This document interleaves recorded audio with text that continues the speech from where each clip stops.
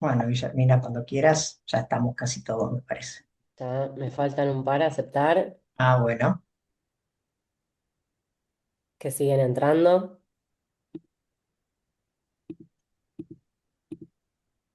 Ahí estamos. Seguirán entrando seguro en los próximos minutos. yo me encargo.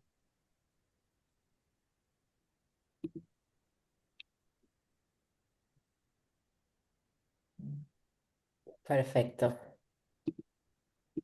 No sé, Pablo, si querés, le paso la palabra a Pablo Reguilla, coordinador de una nueva edición de la Comisión de Tributos Locales, organizada por el Centro de Estudios de Derecho Financiero y Tributario de nuestra querida facultad, para dar Bueno, comienzo ya a la reunión de hoy.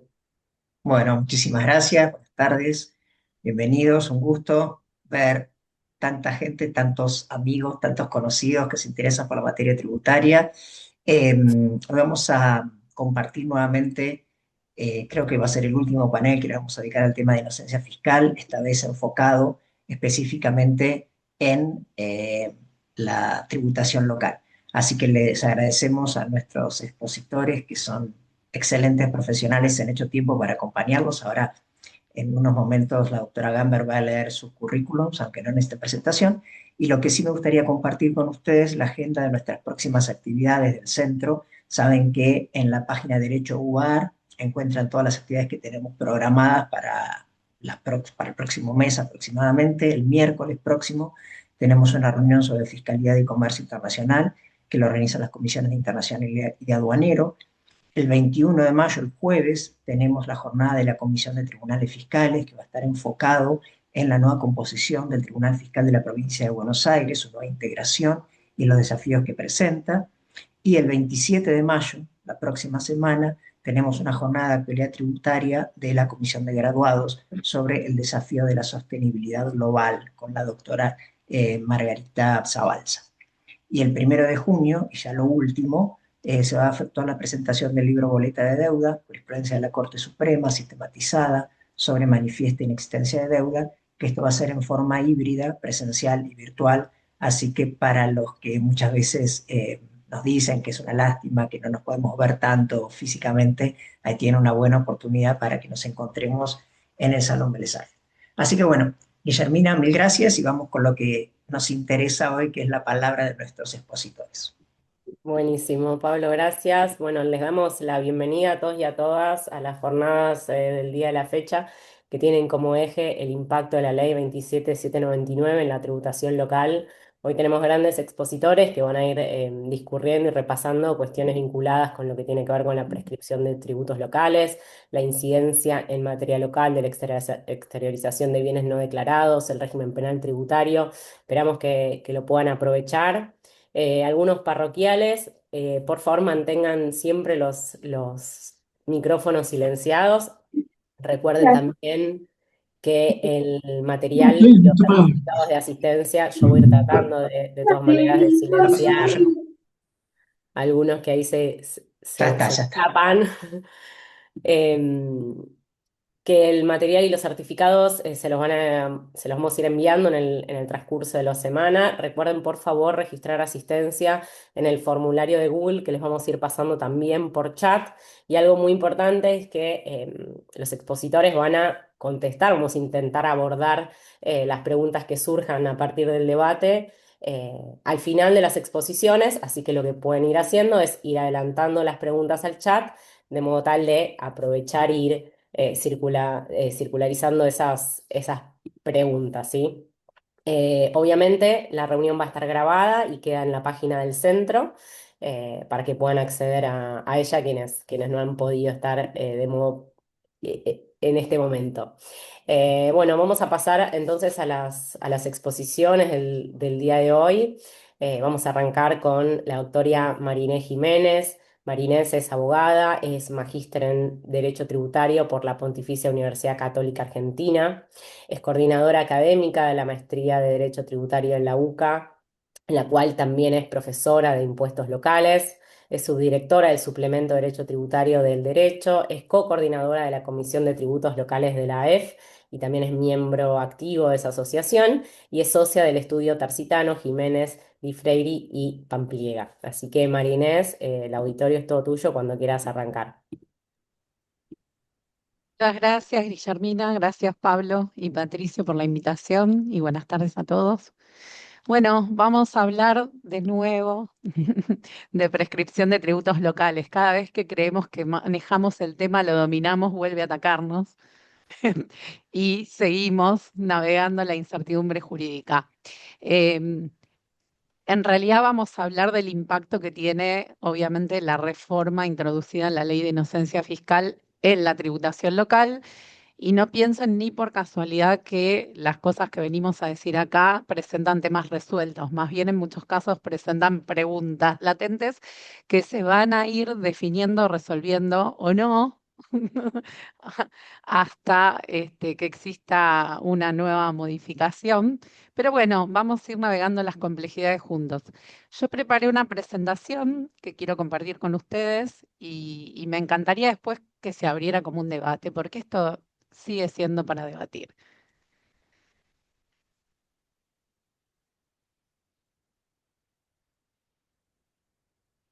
Bueno, espero que estén viendo la presentación. ¿Me confirmas, Pablo? ¿Se ve? Sí, sí, perfecto. Se ve ¿Se ve bien. en modo presentación? ¿Se ve también? ¿O toda la pantalla? No, tendrías que darle a modo Ahí está, presentación. ¿no? Ahí, ahí estamos, ¿verdad? Sí. Bueno, ¿qué vamos a ver hoy? Títulos. Estos son los títulos, como estructuré un poco la presentación para hacerlo un poquito más sencillo. Primero, obviamente, tenemos las modificaciones que introdujo la Ley de Inocencia Fiscal en prescripción tributaria. Hay modificaciones que son generales para toda la prescripción, inclusive para los tributos nacionales, y hay otras cuestiones que tienen que ver exclusivamente con la materia de tributos locales. Lo segundo que vamos a hacer es un repaso de las posturas que hay hasta ahora y que se vinieron desarrollando en el tiempo, pero es repaso nada más, ¿no? ¿Dónde estamos parados entre los codificadores, para ponerles un nombre, y los autonomistas para establecer, digamos, desde dónde estamos partiendo y estas modificaciones que introduce la Ley de Inocencia Fiscal, qué proyectan sobre esas discusiones? Si podemos llegar a tener alguna luz en el camino de qué puede pasar a la luz de estas dos posturas con lo que viene en la reforma.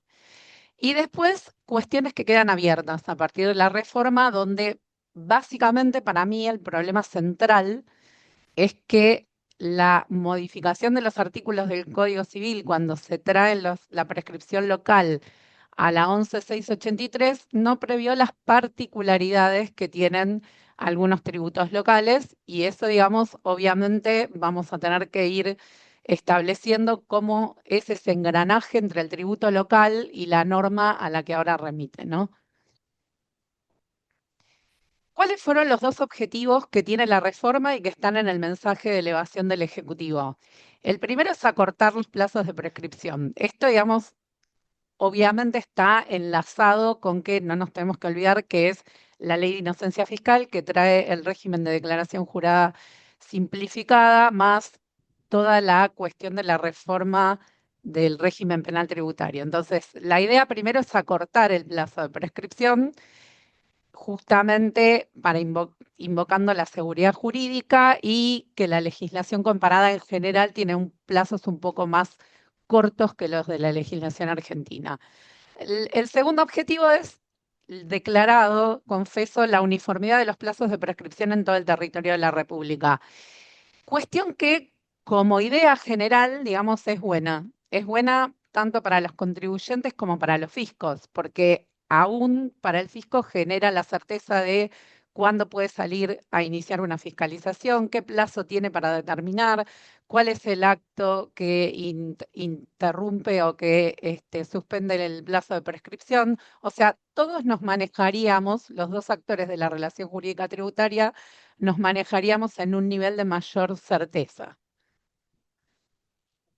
Esto es lo que pasó con la reforma de la 11.683. Entonces, lo que estaba y lo nuevo, lo que estaba, prescripción de 10 años para los responsables no inscriptos que tenían obligación de inscribirse, de 5 años es la general, que sigue manteniéndose así, y se introduce una prescripción con un término abreviado que requiere que haya un contribuyente cumplidor y que no haya discrepancia significativa. Y ahora vamos a ver un poco qué es un contribuyente cumplidor y qué es discrepancia significativa. Pero lo que me interesa es que se detengan todos un momento acá para ver que hasta ahora, cuando afrontábamos la discusión codificadores versus autonomistas, teníamos por un lado el plazo de prescripción que establecía la norma local y por el otro el plazo que establecía el Código Civil, que dependía de la naturaleza de la obligación. Ustedes recuerdan que si era una obligación que vencía de manera anual o por plazos más cortos, teníamos una prescripción antes de la reforma del Código de 5 años, que después fue bienal, y después vino la facultad a las legislaciones locales de darse su propio plazo.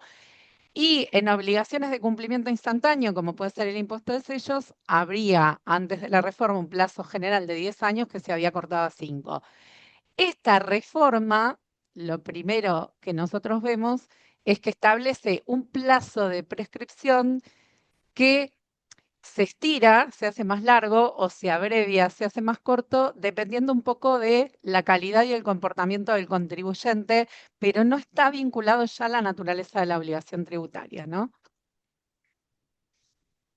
¿Qué es un contribuyente cumplidor a los efectos de aplicar la prescripción abreviada?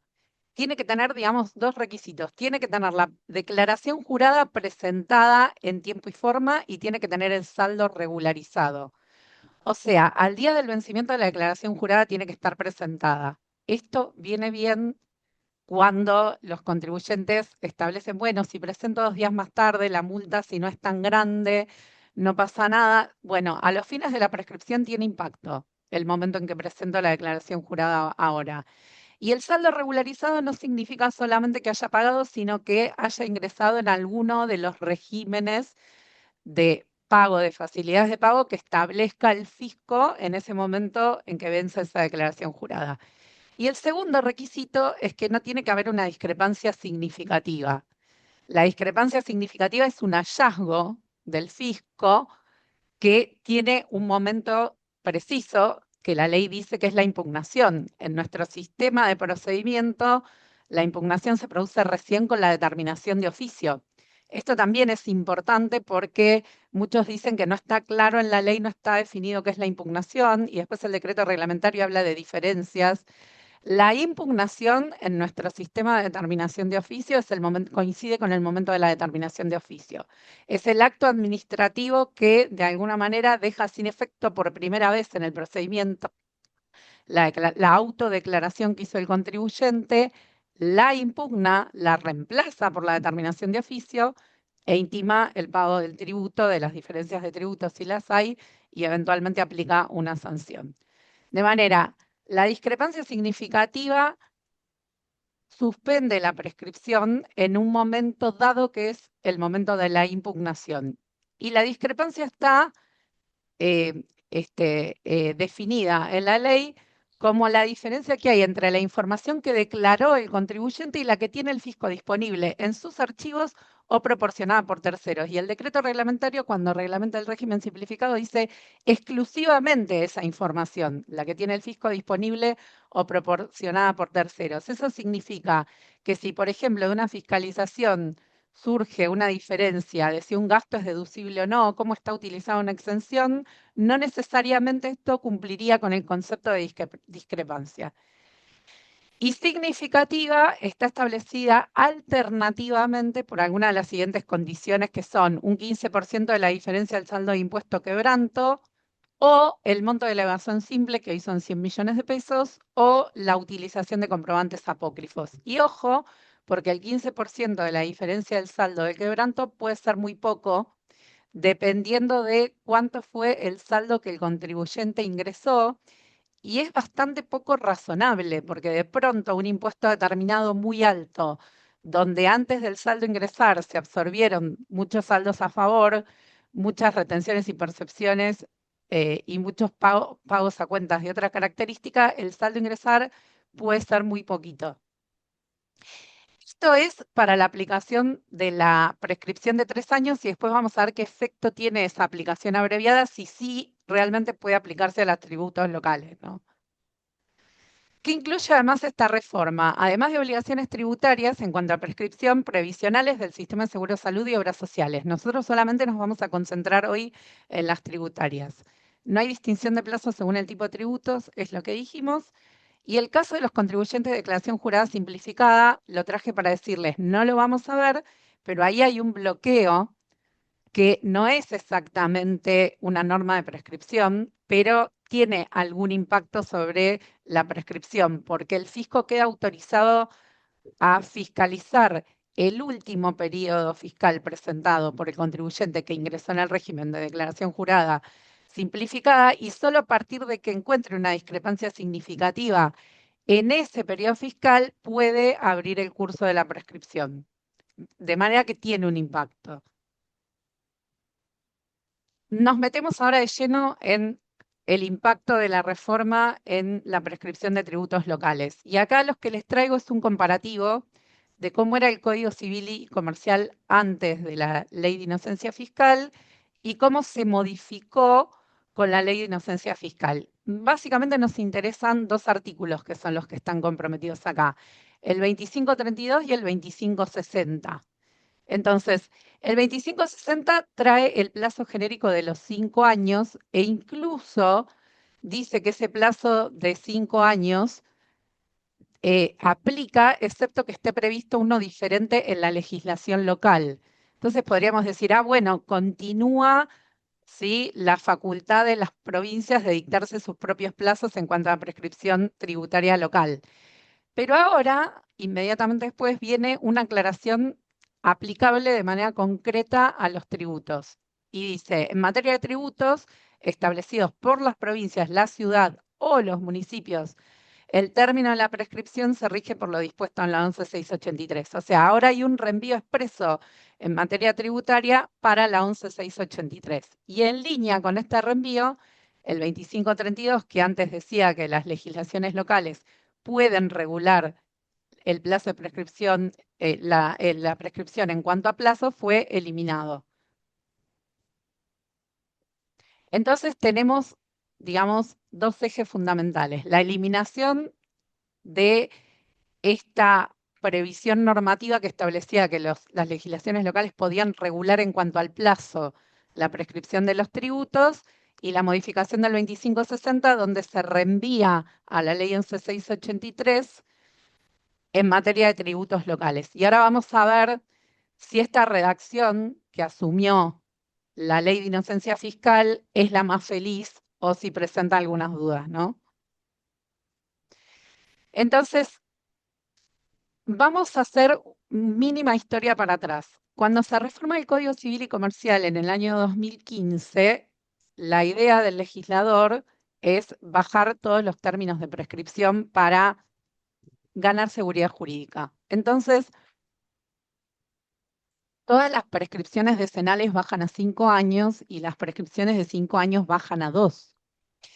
En todas las prescripciones que bajaban a 2 había muchos tributos porque estaban todos los que vencían por años o plazos más cortos. Eso hace que en la comisión que examinaba la reforma del Código Civil y Comercial, algunos legisladores locales advirtieran, nos quedó la prescripción muy corta, nos quedó en 2 años. Entonces la comisión introduce en el 2532 esa parte final que dice que las legislaciones locales pueden regular la prescripción de tributos en materia de plazos. Esa había sido la historia original. Cuando ahora la ley de inocencia fiscal vuelve a esta idea de remitir a la ley 11683, digamos, esa aclaración ya no es necesaria porque la 11683 tiene una prescripción general de 5 años y luego está la abreviada y la de 10 años que es agravada en el caso del contribuyente no haya salido de su madriguera. Entonces, el 2560 se redactó ahora de esta manera. Dice que el plazo de la prescripción está fijado en 5 años. El plazo general de prescripción está fijado en 5 años y después dice en materia de tributos locales el término se rige por lo dispuesto en la 11683 para tributos de las provincias, de la ciudad de Buenos Aires o de los municipios. Entonces empezamos con esta disquisición entre término y plazo, y empiezan a aparecer artículos y doctrina. ¿Qué quiso decir el legislador? ¿Quiso decir término? ¿Quiso decir plazo? ¿Abarca todo? ¿No abarca nada? Bueno, ¿qué hacemos? Vamos a buscar la voluntad del legislador. ¿Y dónde la buscamos? Bueno, vamos a ver en el Código Civil y Comercial cómo utiliza de Vélez en adelante, cómo se utiliza la expresión término y plazo. ¿Y qué nos encontramos? Que la verdad que lo utilizan bastante indistintamente. Yo los invito a que vean por ahí el artículo 85, 86, pero hay muchos más. Pongan término y van a ver que dicen que una persona tiene presunción de fallecimiento cuando pasó el término de 5 años de que está desaparecida. En realidad, el término, el plazo indica un lapso temporal entre dos términos, el del inicio y el de la finalización, pero sí está utilizado de manera indistinta. Parecería como que en esta misma oración le quedaba plazo 2 veces y entonces quedó plazo al principio del 2560 y después dijeron, bueno, el término se rige por lo dispuesto en la 11683. En eso la verdad que no presenta muchas dudas la reforma entre si término y plazo son lo mismo. Parece que sí. La duda es la otra. La duda es si plazo es todo o plazo es solamente la definición del lapso temporal de la prescripción y después hay otras cuestiones que regulan la prescripción y que son ajenas al plazo, como el momento de inicio del cómputo, las causales de suspensión e interrupción de la prescripción, la dispensa de la prescripción. Y ahí, en realidad, con lo que nos encontramos es que, bueno, en la reforma del 2532, mucha doctrina, cuando salió la reforma, dice, no, pero solamente está delegado en las provincias el establecimiento concreto del plazo, no de ninguna otra forma. La verdad es que si uno lee esta reforma con algún sentido, que el sentido justamente es la uniformidad de la legislación tributaria, se da cuenta que si la remisión a la ley 11683 fuera solamente y exclusivamente una cuestión de plazos, cualquier legislación local podría, digamos, burlar ese plazo estableciendo una causal de inicio, de interrupción o de suspensión que extendiera o acortara ese plazo conforme la voluntad del legislador. ¿Qué quiero decir con esto? Que cualquier regulación sobre la prescripción, en definitiva, opera sobre el plazo y lo modifica. Lo amplía, lo disminuye, pero siempre está operando sobre el plazo. Entonces, mi conclusión en particular es que la reforma, digamos, abarca en materia local todo el instituto de la prescripción. Sé que puede presentar alguna discrepancia y en las preguntas lo podemos ver. Yo creo que la diferencia entre plazo y término es irrelevante y que la remisión a la 11683 es una remisión amplia de todo el instituto de la prescripción. Vamos entonces a cómo leerían esta reforma codificadores y autonomistas, ¿no? Y entonces definamos un poquito qué son codificadores y autonomistas. Esto, digamos, es un bautismo que yo hice de ponerles nombre a una y otra postura, pero los codificadores son los que ustedes saben sostienen, como pasa en la postura de la Corte en Filcrosa, que la prescripción forma parte de la materia delegada en el artículo 75, inciso 12, al Congreso Nacional para el dictado de los códigos de fondo, porque tiene que ver, en definitiva, está vinculada al derecho de propiedad, a la forma de cancelación de las obligaciones y forma parte del fondo común del derecho, ¿sí? En consecuencia, digamos, desde esta mirada, antes el Código Civil y Comercial y ahora, digamos, la remisión que hace el propio Código Civil y Comercial serían válidas en el sentido de poder ser impuestas a las legislaciones locales y a las normas de prescripción local estas normas que establece el Congreso Nacional. Sí quiero detenerme solamente un minuto porque ustedes saben que enfrente está la postura autonomista y autonomista acá tiene dos sentidos, ¿no? Primero sería de la autonomía del derecho tributario, que no necesariamente es una autonomía de las provincias y de los fiscos locales para establecer sus propias normas de prescripción, sino una autonomía que viene del derecho tributario como rama jurídica con entidad para definir sus propias categorías, diferentes a las del derecho común. Y la autonomía en sentido, digamos, más radical sería esta mirada que sostiene que la prescripción es un instituto del derecho público local y que dado que las provincias tienen la facultad de establecer y regular sus propios tributos, esto involucra también las cuestiones de la prescripción. Después hay otros argumentos más subsidiarios, como si la prescripción es un instituto o no del derecho objetivo o tiene que ver con el procedimiento, etcétera. Cuando ustedes pueden visualizar bien estas dos posiciones, por decir todos los fallos en Filcrosa y después en Sociedad Italiana, ¿para qué vamos a ir más? Y en Sociedad Italiana, además, Casas nos hace todo el raconto de la prescripción desde que la Tierra se enfrió. Entonces, cuando ustedes van a Filcrosa, ahí sí me interesa detenerme un segundo en Filcrosa, en la disidencia de Filcrosa, porque en Filcrosa nosotros tenemos Filcrosa con Municipalidad de Avellaneda, prescripción que planteaba el municipio de 10 años, prescripción que planteaba el síndico del contribuyente de 5 años siguiendo el Código Civil. Por mayoría se impone la postura del contribuyente, pero la disidencia que dice está bien la prescripción de 10 años, no es porque tiene una visión autonomista, esta visión del derecho público que fija. No, no, no. Es una disidencia de Petrarca y de Maqueda, donde ellos en realidad construyen de la misma manera que el voto de la mayoría.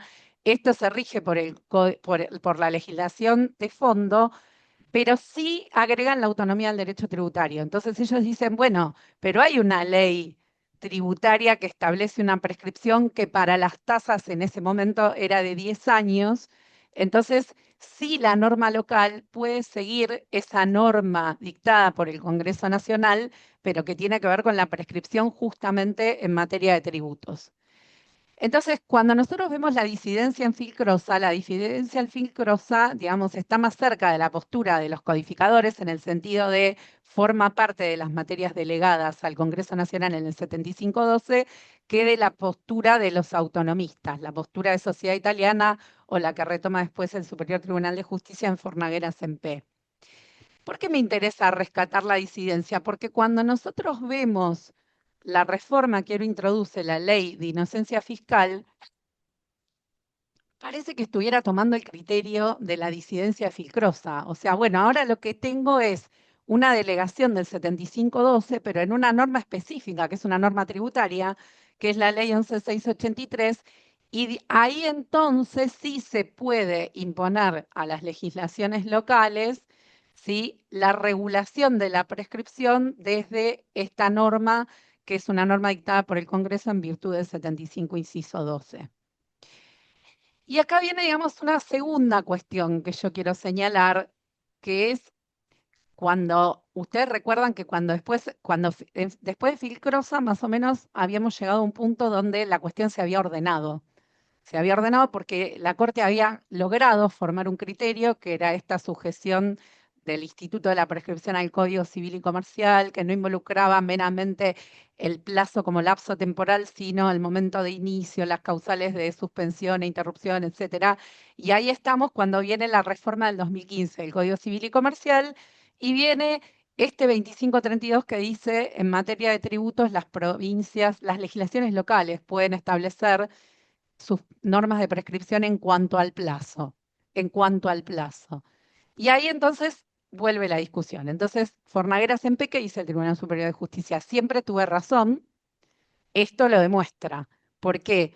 Porque en realidad lo que está haciendo ahora el Código Civil y Comercial es reconocer que esa potestad de legislar la prescripción siempre estuvo en manos del legislador local y este 2532 así lo dice y es un reconocimiento.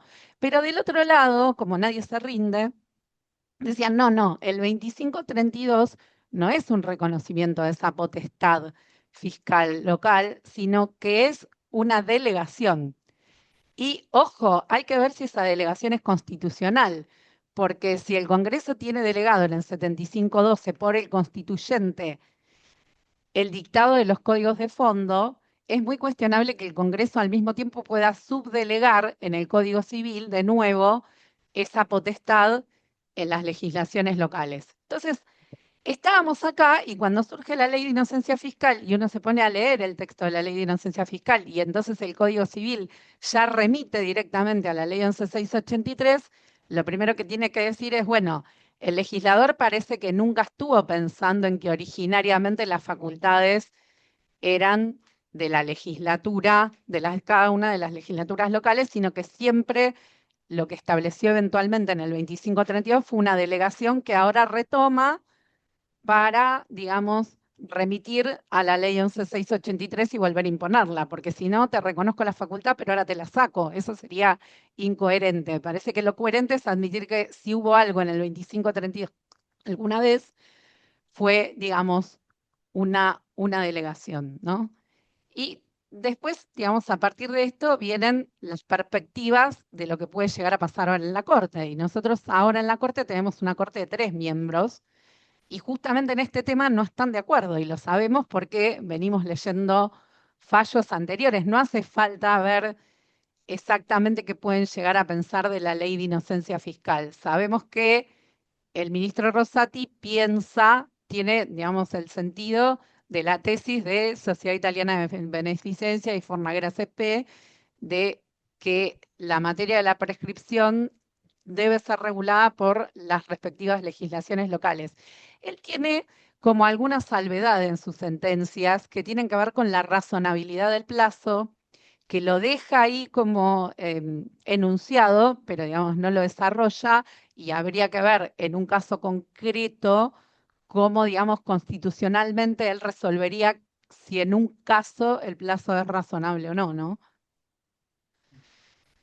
Acá, ahora, digamos, lo que viene es el ensamble de la ley de inocencia fiscal, suponiendo que la remisión a la 11.683 se aplicara a la tributación local. De nuevo, yo creo que va a haber de todo, va a haber resistencia y va a haber otra parte de los jueces que van a tender a unificar todo esto en la 11.683 en pos de la seguridad jurídica y darle un cierre a este tema, y van a seguir subsistiendo las discrepancias, pero en esta parte lo que quiero es identificar los conflictos que trae la 11.683 en algunos, no sé si denominarlos errores o falta de previsión de la naturaleza específica de los tributos locales y cómo se va a lograr armonizar la aplicación de las nuevas normas en tributos locales. Entonces, esta es la identificación de los problemas y ahora vamos a verlo uno por uno, ¿no?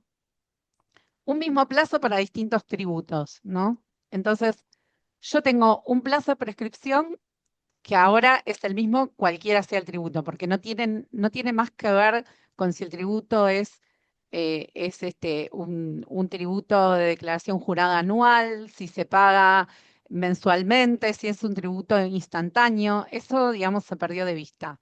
Entonces, partiendo de esa base, la 11.683 está pensando en una lógica donde el contribuyente autodeclara, presenta una declaración jurada, entonces el plazo empieza a correr el 1 de enero siguiente al de la presentación de esa declaración jurada. Todo está muy vinculado, por ejemplo, el plazo de la prescripción abreviada con la impugnación de esa declaración jurada. Y acá tenemos, digamos, cosas que todavía obviamente no están armonizadas. Uno es que está este mismo plazo para todos los tributos, que ustedes van a seguir viendo en las legislaciones locales, y eso, digamos, salvo que haya una adhesión masiva de las legislaciones locales a la 11.683, va a seguir habiendo divergencias no solamente en el plazo de tributos, sino en el inicio del cómputo, en la forma de suspensión, que ustedes saben que algunas veces es con la vista, algunas veces es con el mero inicio de la fiscalización, cuando en la ley de procedimientos es con la determinación de oficio, y hasta se suprimió el artículo de que la vista del último periodo a prescribir suspendía la prescripción por un lapso más breve. Las causales de interrupción también son diferentes. ¿Y qué pasa con esta forma de cómputo para tributos que liquida la administración. O sea, hay muchos tributos empadronados en materia de tributos locales. El contribuyente recibe la boleta y sí es lógico que exista un plazo de 5 años para que la propia administración vaya a reclamar, en este sentido de acortar los plazos, cuando la propia administración fue la que liquidó, vaya a reclamar diferencias de tributos, si un plazo de 5 años no sigue siendo un poco largo, ¿no? Después, bueno, estas discrepancias en las causales de interrupción y prescripción que vimos recién, que siguen estando en la legislación local. Ustedes saben, Misiones sigue teniendo un plazo de prescripción de 10 años. Eso, digamos, va a seguir conviviendo. ¿Y qué pasa con esto de la prescripción abreviada? La prescripción abreviada y el tema del contribuyente cumplidor y la discrepancia significativa está hecho muy a medida de los tributos nacionales. Es más, está casi pensado para el impuesto a las ganancias. Entonces, esto es difícil, es bastante complicado adaptarlo a los tributos locales. Aún en el caso de ingresos brutos, digamos, no tiene exactamente la misma aplicación, o sea, debería requerir una mínima regulación normativa si se pretendiera aplicar esta prescripción de 3 años en materia de tributos locales, ni hablar en los tributos empadronados. Directamente es imposible porque, digamos, las causas que generan discrepancias significativas no se producen ahí directamente. Eh, Y la otra gran cuestión, si la reforma contempla las multas y sanciones. En esta redacción rara del 2560, los términos de los tributos se remiten a la 11683, pero no dice nada de las multas y sanciones. En cambio, cuando ustedes van a la ley 11683, dice que estas son las normas de la prescripción que aplican a los tributos, a las multas, sanciones y accesorios. Ahora no lo dice y acá, digamos, están bastante enfrentadas las posturas. Yo estuve mirando que hay argumentos a favor y en contra. Si tenemos, digamos, una mirada integral de la 11683 y pensamos en las sanciones como algo accesorio de la pretensión fiscal, se podría, digamos, decir que la 11683 lo comprende, pero nosotros sabemos que hay muchas sanciones, especialmente las formales, que no tienen que ver o no siempre están asociadas a un incumplimiento de la obligación tributaria. Entonces, este es un tema, esta es una pregunta para la que la verdad que yo no tengo una respuesta, como me pasa con otras cosas. En esta no, no tengo una respuesta que me satisfaga desde la argumentación jurídica y me dé una interpretación que me deje tranquila. Creo que acá, digamos, el legislador no se dio cuenta, no lo previó. Y acá tenemos el otro tema que es la aplicación de las normas de prescripción tributaria a los municipios, ¿no? Y acá sabemos qué diría un codificador, porque sabemos que un codificador diría, bueno, 7512, que ahora modifica el Código Civil y remite a la 11683, esto aplica a todos los niveles, la 11680, la misma remisión dice prescripción de los tributos provinciales de la ciudad autónoma y de los municipios, y después estarían los autonomistas que dirían cada uno se rige por su propia legislación, y ahí diríamos, habría como una bifurcación autonomista, digo yo. Los que dicen, bueno, 5, 123, autonomía, pero con el alcance y contenido que las provincias fijan, y las provincias tienen esta posibilidad de regular la materia tributaria en la medida que aseguren el régimen municipal y el derecho a los medios o el principio de subsistencia, y podrían imponerle a los municipios, digamos, sus normas de prescripción o las de la nación, y otros que dicen, no, los municipios pueden ir a su aire y establecer, digamos, las normas de prescripción que tengan. En definitiva, digamos, la cuestión, digamos, sigue viva y, digamos, va a haber dos posturas, que son las posturas que se vienen manteniendo ahora, que es si el Código Civil puede remitir a una norma tributaria particular e imponer esa condición de la regulación de prescripción a las provincias y a sus municipios, y del lado de los autonomistas, algunos dirán, no, vamos a necesitar una norma local que puede ser provincial por sí o por sus municipios, o puede ser de cada uno, como proponen algunos, que adhiera a esta forma de prescripción que establece la 11683 para que esta regulación tenga validez, y si no, cada uno va a poder seguir estableciendo sus propias normas.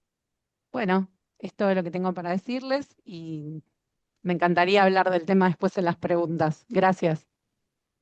Bueno, María Inés, muchísimas gracias por tu exposición súper clara y también clarísimos los interrogantes que sigue generando este nuevo capítulo de la temática. Tenemos algunas preguntas que vamos a ir pasando por chat. Y ahora sí vamos a dar comienzo con la segunda exposición de las jornadas del día de la fecha, a cargo de Marcelo Martínez Alberte. El doctor Martínez Alberte es contador y abogado con orientación en Derecho Tributario, es especialista en finanzas públicas y en Derecho Tributario y es profesor de grado y de posgrado. Todo tuyo, Marcelo, cuando quieras arrancar con tu exposición.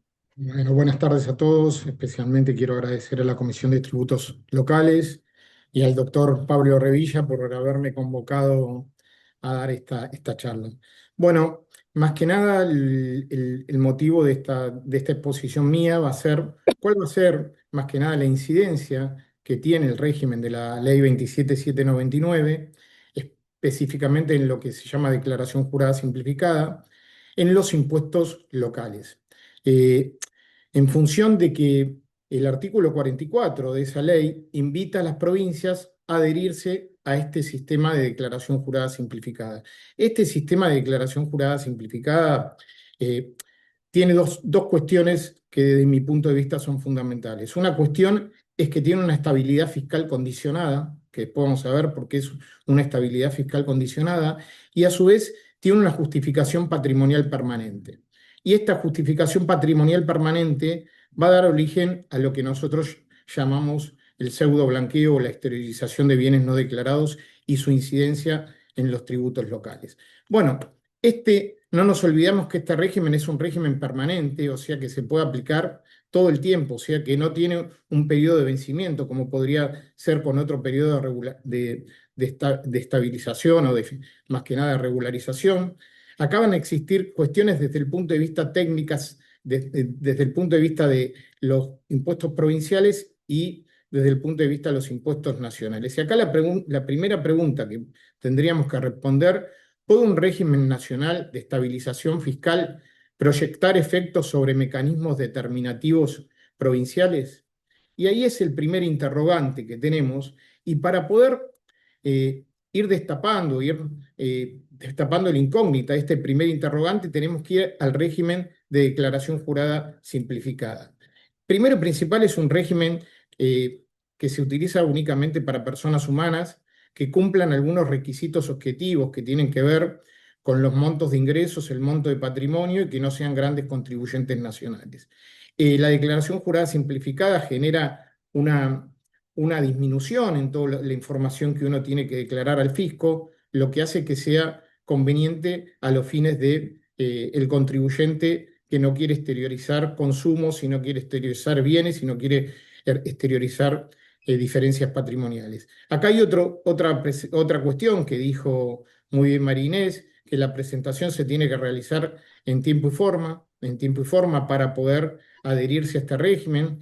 Después, el punto que también hay que tener en cuenta, que no tiene limitaciones desde el punto de vista subjetivo, o sea que se puede incluir en esta declaración jurada simplificada una persona políticamente expuesta, una persona denunciada penalmente o una persona que sea funcionario público. Entonces, este proceso de justificación patrimonial también puede ser beneficioso para ellos, o lo pueden utilizar ellos, independientemente que podamos estar de acuerdo o no.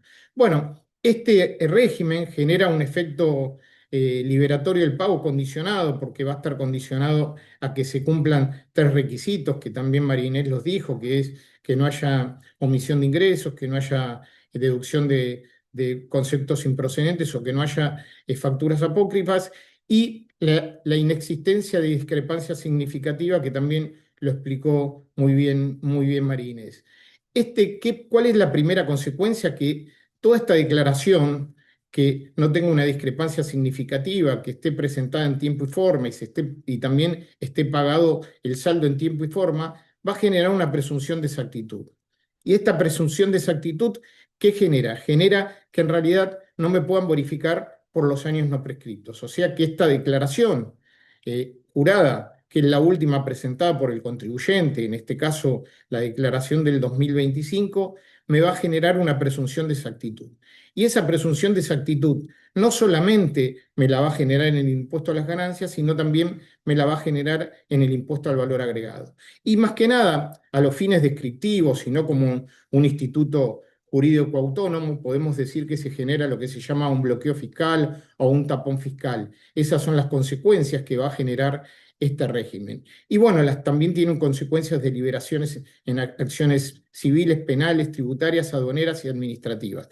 Esto vendría a ser la primera condición, que es la estabilidad fiscal condicionada. ¿Por qué digo que es una estabilidad fiscal condicionada? Porque si en realidad alguna de las cuestiones se genera una discrepancia significativa, esta declaración puede ser impugnada y se puede verificar todos los años no prescritos. Esto se complementa, este régimen, con lo que llamamos la neutralización de las presunciones patrimoniales, o sea, la ley que hace las presunciones del artículo, primero la ley, el artículo 41, la presunción de incremento patrimonial del artículo 18, inciso F de la ley 11683, dice que no van a ser tenidas en cuenta a los fines de evaluar los ingresos omitidos. Y también veamos acá que en sí, si yo tengo un bien que no lo tengo declarado, al la declaración jurada tener una presunción de exactitud, no me van a poder generar un incremento patrimonial de años anteriores. Esto está complementado,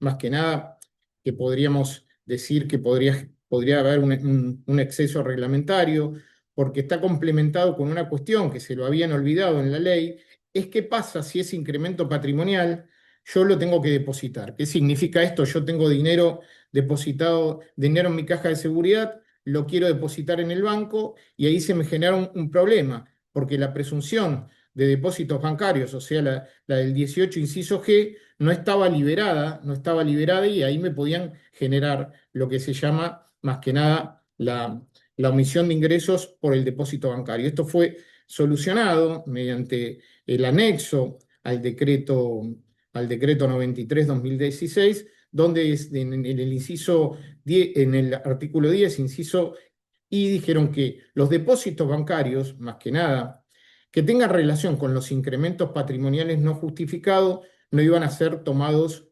como base para determinar depósitos bancarios omitidos.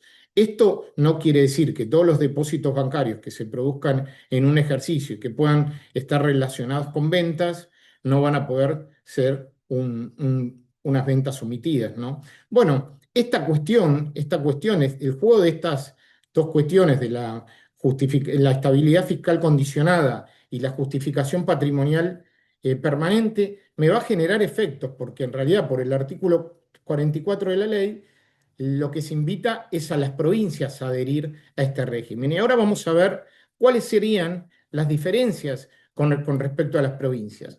Y entonces tenemos que las provincias en sí, si bien había las provincias, en algunas provincias tenían régimen simplificado de declaración jurada de ganancias, como en la capital federal o en la Ciudad Autónoma de Buenos Aires, la ley 6066 del 2018, que en realidad fue derogada por un decreto 35 del 2025, que generaba la declaración jurada simplificada, o algunas, también en Salta y en Córdoba había un régimen de declaración jurada simplificada. Lo que no tenían estos regímenes es la presunción de exactitud, que significaba que no podían ir para atrás.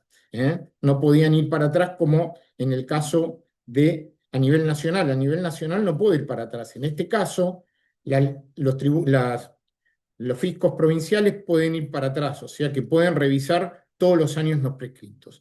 La segunda cuestión, más que nada, no está el concepto, como también decía Marinés, esta cuestión está adaptada al régimen de impuesto a las ganancias, porque omisión de ingresos, deducciones improcedentes o facturación apócrifa en el régimen de los tributos locales prácticamente no tiene aplicación. Entonces, acá tenemos también la posibilidad de que en los regímenes, en los tributos locales, no tenemos la posibilidad de lo que se llamaría el bloqueo fiscal o el tapón fiscal, o sea que los fiscos provinciales podrían seguir verificando. Hay un antecedente, creo, que es la ley 11.808, que es un bloqueo fiscal, que es en la provincia de Buenos Aires en el año 1996.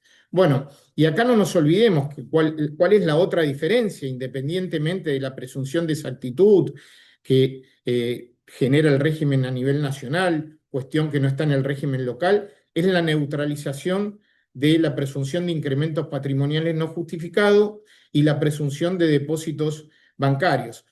Tengamos en cuenta que estas son cuestiones que se pueden aplicar en forma subsidiaria y en forma excepcional. No nos olvidemos del fallo Cometa o el fallo Dadea, donde decían que las presunciones se pueden aplicar en forma excepcional y en forma subsidiaria, en caso que no se pueda determinar base imponible sobre base cierta, cuestión que hacen los fiscos con las declaraciones de IVA o la verificación de los libros. Y estas cuestiones de la neutralización de estos incrementos patrimoniales o más que nada la omisión de ventas por depósitos bancarios, existen en las 24 jurisdicciones. En las 24 jurisdicciones están las presunciones de incremento patrimonial no justificado y la presunción de depósitos bancarios. Tampoco hay liberación de sanciones, no hay liberación de sanciones penales en ninguna legislación provincial. Y acá, a su vez, tenemos que tener otra cuestión que tenemos que analizar a los fines, si el uso por parte de los fiscos locales de la presunción de incremento patrimonial no justificado puede estar limitada por la realización de actividad o la habitualidad, la onerosidad y la territorialidad, y si no hay una existencia de exclusión del hecho imponible en los códigos fiscales. Eso hay que tenerlo en cuenta o no hay una exención. Vamos a un ejemplo, un profesional en Cava, que un abogado que cobró un juicio, no declaró el ingreso y ahora quiere aprovechar este régimen de blanqueo. La Ciudad Autónoma de Buenos Aires podría gravar con impuesto a los ingresos brutos esa exteriorización de incremento patrimonial no justificado. No, porque tiene una exención. No nos olvidemos que las profesiones liberales están exentas en Capital Federal. Lo mismo pasaría a un contribuyente de convenio. Bueno, un contribuyente de convenio, si es un profesional, tendría que analizar la relación que existe entre lo que es 80-20, o sea que 80% a donde se generó el servicio y 20% a donde tiene la sede del estudio. Y entonces ahí también entraría a jugar este punto. ¿Cuál es la diferencia que tenemos con los regímenes de blanqueo que se generaron en todo este tiempo? Y esto no podemos determinar que sea un régimen de blanqueo, porque este es un régimen permanente con respecto a los regímenes tradicionales de blanqueo, que son regímenes excepcionales, donde en realidad uno tiene que blanquear hasta una fecha determinada. En este caso no hay fecha.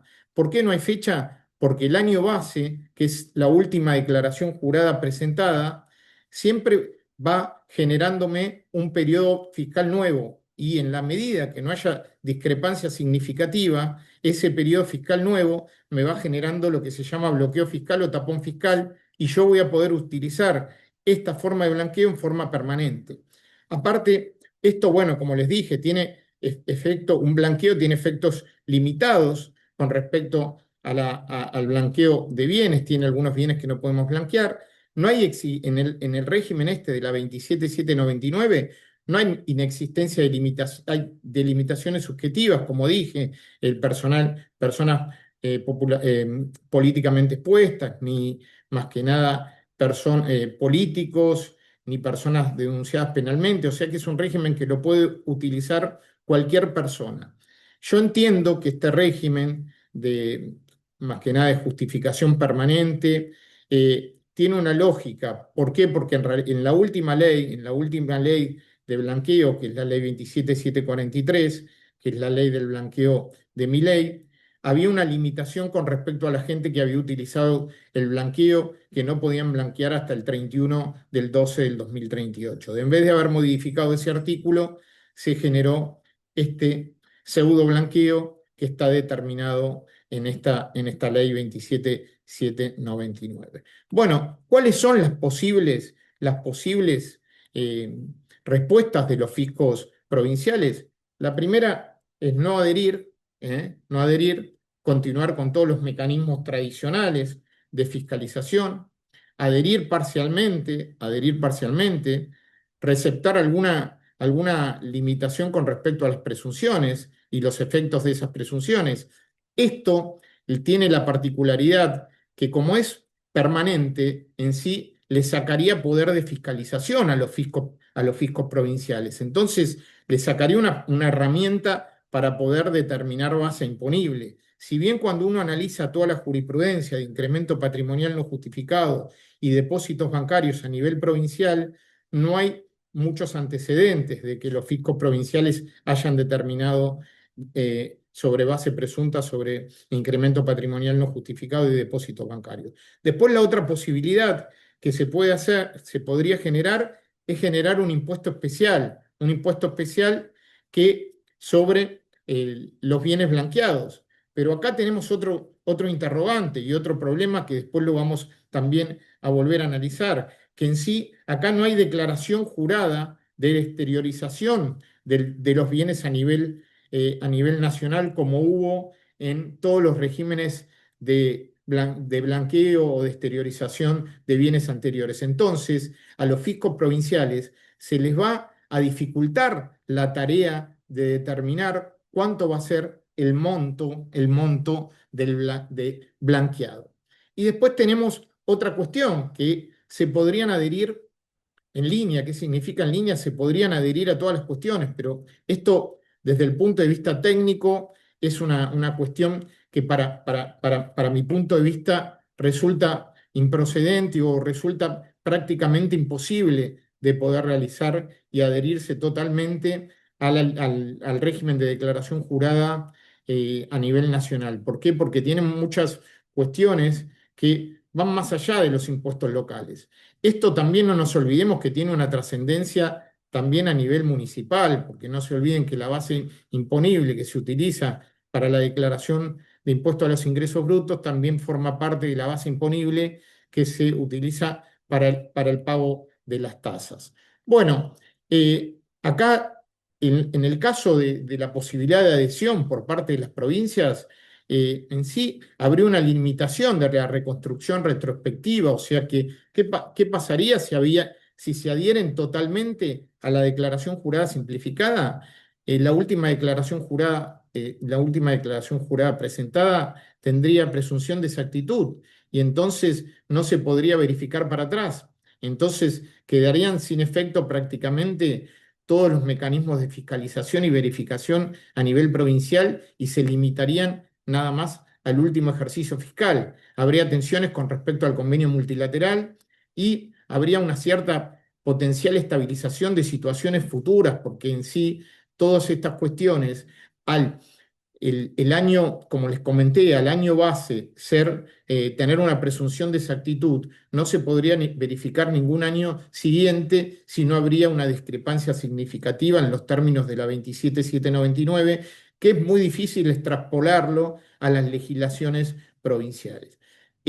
A su vez, la adición puede alterar estructuralmente la lógica de determinación del impuesto. Yo creo que es improcedente y es técnicamente inaplicable. Le veo una poca posibilidad de aplicación de todo este régimen, y si nosotros analizamos con respecto a la posibilidad de generar un impuesto a esta exteriorización, que como dije es muy difícil porque no hay una base de dónde agarrarse para decir, bueno, cuánta plata exteriorizó este contribuyente.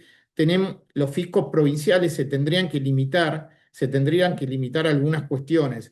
voy a hacer referencia a estos 3 fallos que me pasó Pablo Revilla, que son dictámenes del Procurador de la Constitución de la Corte Suprema de Justicia, que tienen que ver más que nada con el régimen de exteriorización creado por Mauricio Macri, es la ley 27260, donde en ese régimen, se permitía que los bienes que estaban a nombre de terceros, poderlos declarar en forma propia. Entonces, el régimen permitía que los bienes que estaban a nombre, por ejemplo, de una sociedad, los pueda declarar una persona física, un accionista, y con eso liberarse de los pagos del impuesto a la ganancia que, que originaría la transferencia de ese inmueble. Entonces, acá, ¿qué límites le puso? ¿Qué límite le puso la justicia a este impuesto generado por la provincia de La Pampa mediante la ley 2009-36? Que no se puede, como primera medida, este fallo es Distritsub, es una sociedad anónima, que no se puede gravar riqueza generada fuera del territorio, y que no todos los bienes corresponden a actividades o a ingresos generados en esa jurisdicción. Esta es una cuestión que, bueno, acá ¿qué habría que hacer?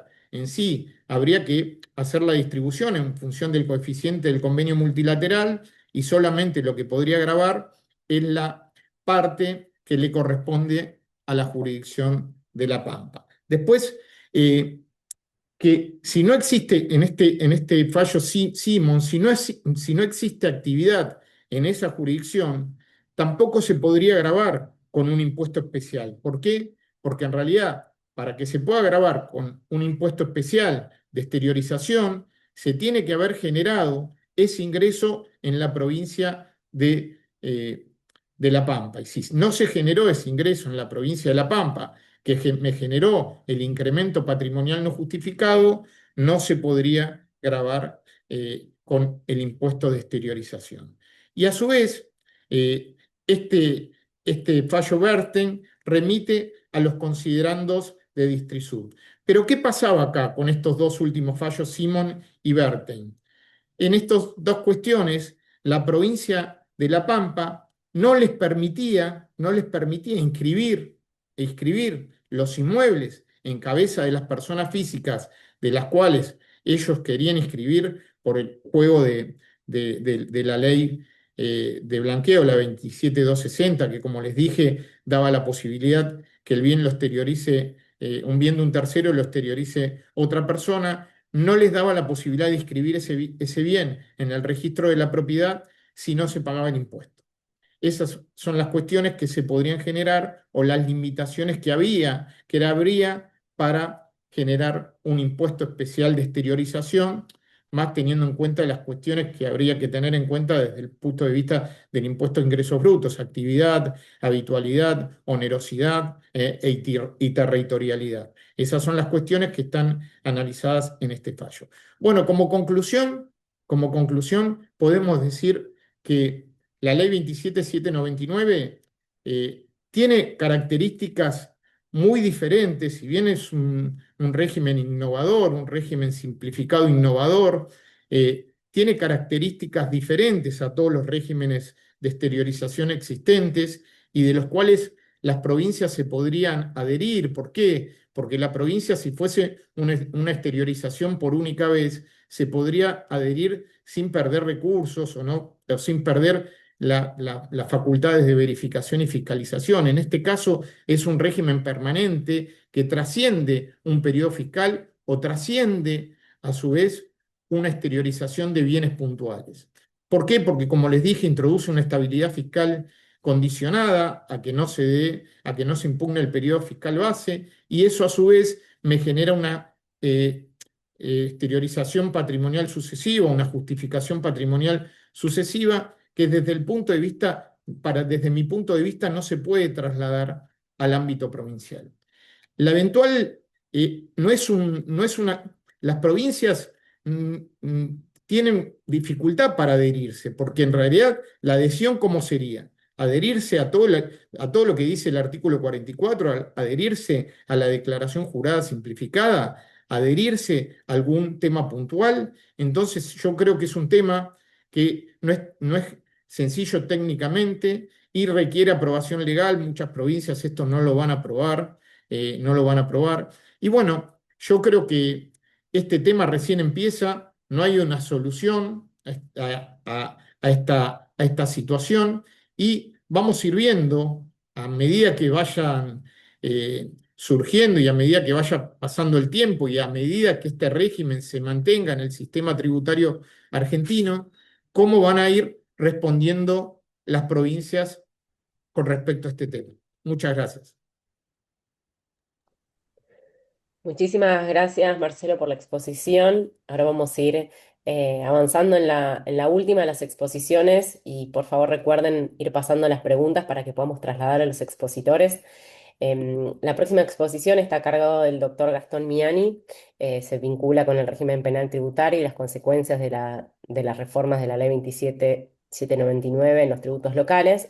El doctor Miani es abogado por la Universidad de Buenos Aires, magíster en Derecho Penal por la Universidad Austral, es doctorando en Ciencias Jurídicas por la UCA, despachante de aduana y diplomado en Derecho Aduanero por la Austral, especializado en litigios penales, tributarios y aduaneros, y socio del estudio Tabarone, Robelli, Salini Miani.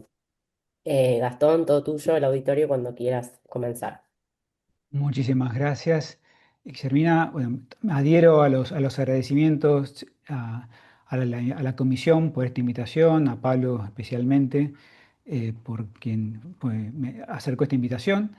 Y la verdad que este tema está muy, muy vinculado, obviamente, a las dos exposiciones anteriores, que fueron excelentes y que fueron muy, muy bien tratadas, porque para hablar digo, del impacto, ¿sí?, que tiene la ley 27799 en materia del régimen penal, tenemos que remitirnos a viejas discusiones, ¿sí?, sobre si puede el legislador nacional incorporar en el elemento objetivo del tipo penal tributario a los tributos locales, ¿no? Porque esa discusión, y que fue una discusión digo, muy rica y de mucho tiempo, es la que después nos va a dar argumentos para entender si las nuevas modificaciones que incorpora la 27799 son válidas o son constitucionalmente válidas en materia de tributación local. Esta discusión, que es antigua, ¿sí?, y que tuvo su máximo impacto con la ley 26735, que en el año 2000, fin del año 2011 había modificado la ley 24769, eh, en realidad es lo que esa discusión viene aún de mucho, mucho tiempo antes. Perdón, estoy tratando de pasar la filmina, tengo cierta dificultad. Ahí está, ahí pasó.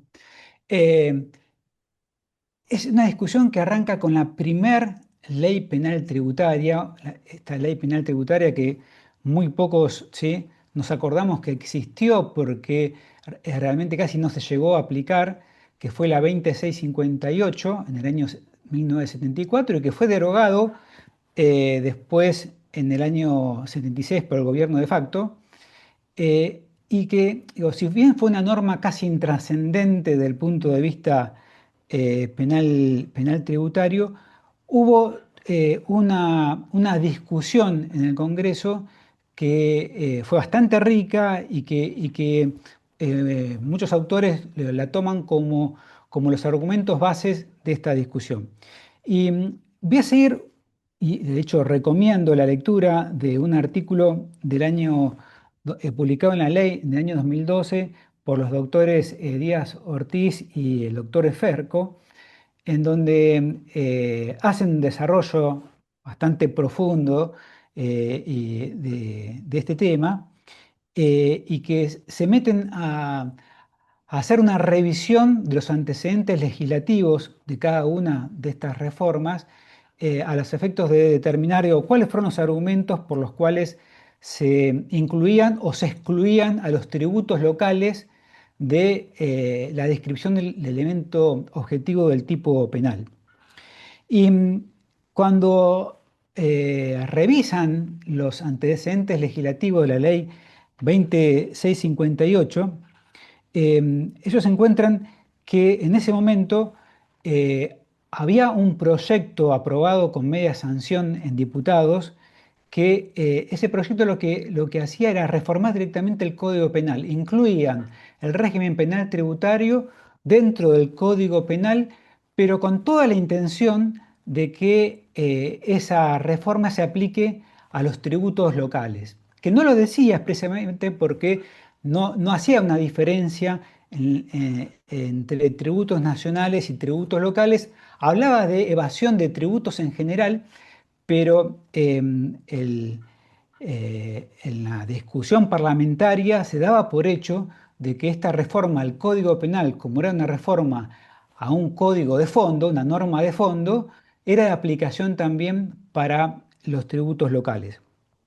En ese momento, quien toma la posición de oponerse a este proyecto y de hecho impone, ¿sí?, un proyecto distinto, fue el que en su momento el senador de la Rúa.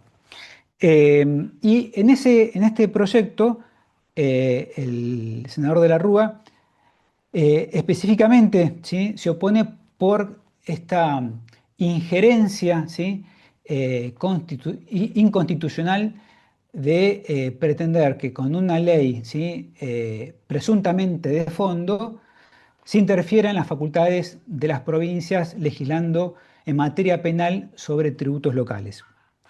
Y me parece muy interesante, ¿sí?, el mensaje que elabora el miembro informante, ¿sí?, de este proyecto, este nuevo proyecto, en donde ya no es una reforma al código de fondo, sino que es una ley especial y donde específicamente se acota, ¿sí?, la descripción del elemento objetivo a los a los tributos nacionales, en donde dice: señor presidente, cuando dictamos esta ley que reprime el fraude fiscal, no estamos obrando en virtud de una facultad de dictar leyes penales previstas en el entonces, ¿sí?, artículo 67, inciso 11 de la Constitución, sino por las que derivan las restantes incisos de esta misma norma, de acuerdo con las cuales el Congreso puede dictar leyes especiales. Es evidente que aun cuando se clarifique el carácter nacional o provincial del tributo evadido, si las nuevas normas se incorporan al Código Penal, se estaría insertando en él una legislación especial. Entonces, bueno, la ley 2658 específicamente, ¿sí?, se dirimió, ¿sí?, esta situación, excluyendo, ¿sí?, a los tributos locales del elemento objetivo del tipo. Ley que casi no se aplicó, año 1990, con la ley 23771.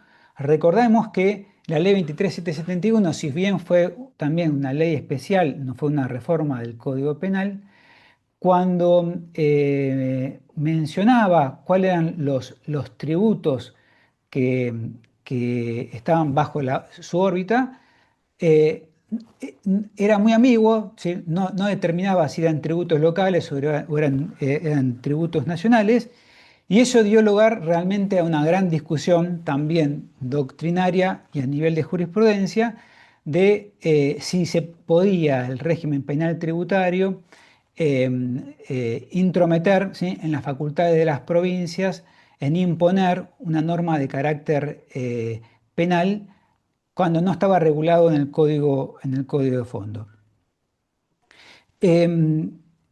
Esta discusión llevó a jurisprudencia de la provincia de Buenos Aires, en donde declaró inaplicable el régimen penal tributario por avasallar las autonomías, ¿sí?, provinciales. Finalmente, año 97, la ley 24769 supera este debate porque directamente menciona que excluye a los tributos locales y especifica que es aplicable solamente a los tributos nacionales. En toda la discusión parlamentaria se aclara de que esto es una ley federal, ¿sí? Y recién en el año 2012 la ley 26735 modifica la 24769 y vuelve a incorporar a los tributos locales dentro de la determinación del elemento objetivo del tipo penal, ¿eh? Entonces, incluye tanto tributos nacionales como tributos provinciales y de la ciudad de Buenos Aires.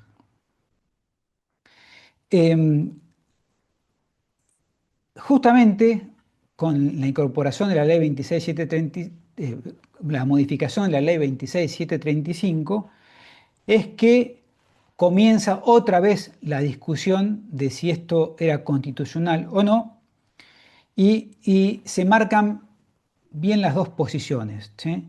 De hecho, quien estaba en ese momento, ¿sí?, encargado del voto de la mayoría respecto de este proyecto de ley, eh, que era el diputado Gil Lavedra, ¿sí?, lo que sostiene que esta es una norma de derecho común, ¿sí? No es una norma federal, y que como es una norma de derecho común, el legislador nacional tiene las facultades constitucionales para legislar tanto sea en materia de tributos locales, nacionales como en tributos locales, a fin de determinar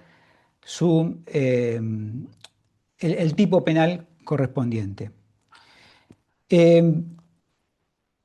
Esto fue, esta ley 26735 fue la que después se fue manteniendo esa redacción, la parte del tipo penal en la ley 27430, que fue la última ley penal tributaria antes de la modificación, ¿sí?, de la ley 27799.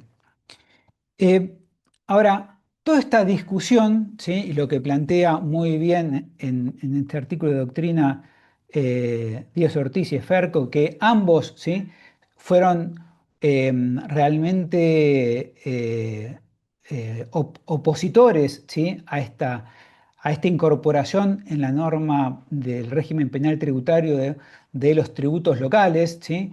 Ellos tienen una posición muy aguerrida en el sentido de que esto no es una norma de derecho común, ¿sí?, y que la ley 24769 era una norma de derecho federal, y plantean las dos preguntas, ¿no? ¿Es la ley penal tributaria una ley de derecho común o una ley federal, ¿no?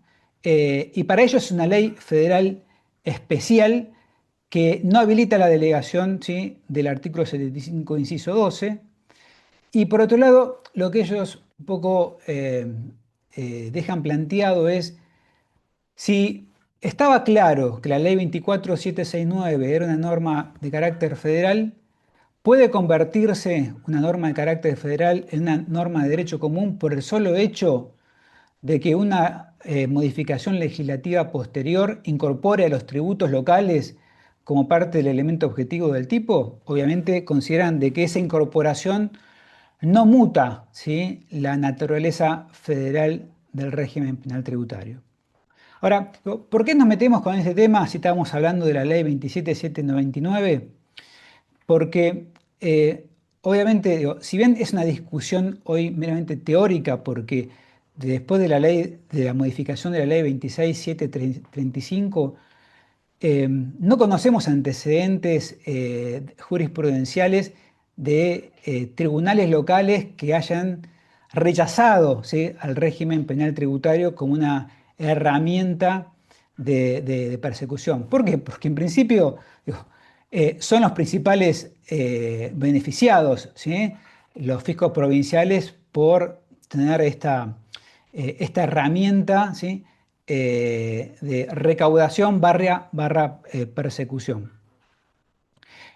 Ahora, ¿qué pasa, ¿sí?, cuando lo que tenemos que analizar no es simplemente la descripción del tipo penal, si el tipo penal es comprensivo o no de los tributos locales y si esa extensión del tipo penal hacia los tributos locales es constitucional o no, sino que cuando lo que analizamos son las demás normas del régimen penal tributario, especialmente modificadas por la 27799, en cuanto a que si son normas de fondo o son normas de procedimiento a los efectos de que sean obligatorios para las provincias. Y, por ejemplo, podemos empezar con una de las normas principales, que es la norma de extinción de la acción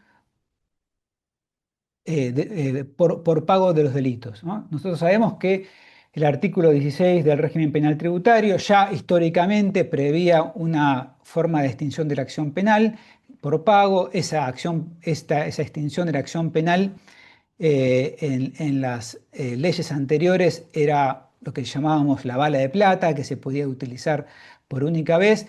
La ley 27799 modifica, ¿sí?, las formas de extinción de la acción y prevé una forma de extinción por pago que ya no es por única vez, sino que se puede utilizar todas las veces que sea necesaria, en la medida de que se pague con un recargo del 50%.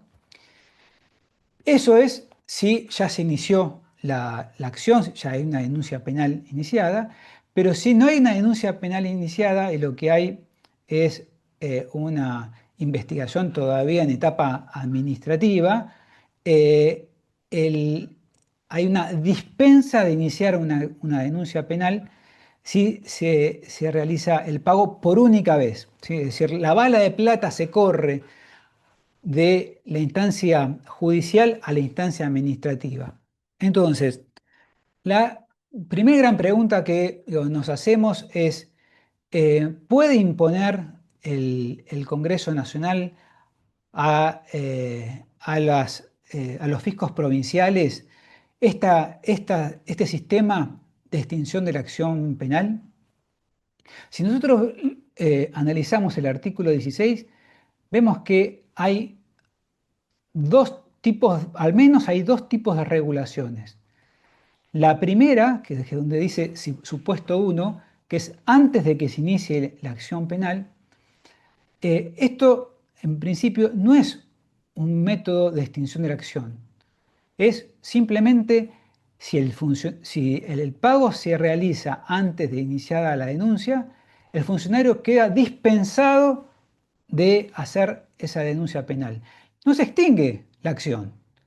La acción podría iniciarse igualmente por otra vía, lo que le faculta, al igual de lo que sucede con el artículo 19, que lo vamos a ver ahora a continuación, es un marco regulatorio en donde se le concede al funcionario la potestad de no hacer la denuncia penal.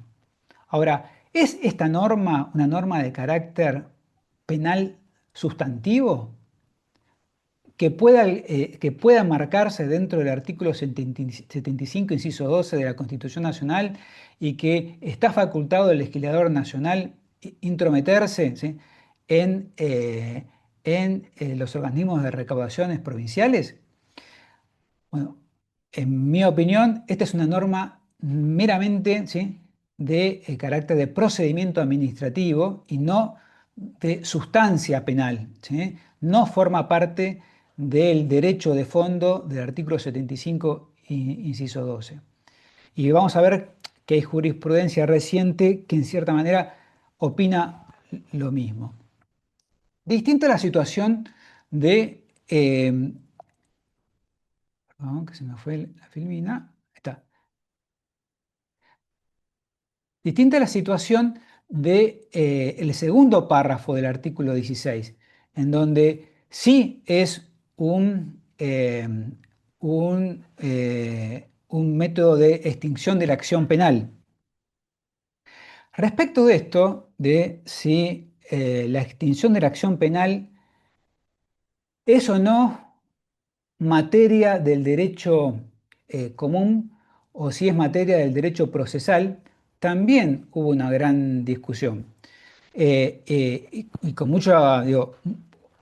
con mucha anterioridad a la reforma de la ley 27799.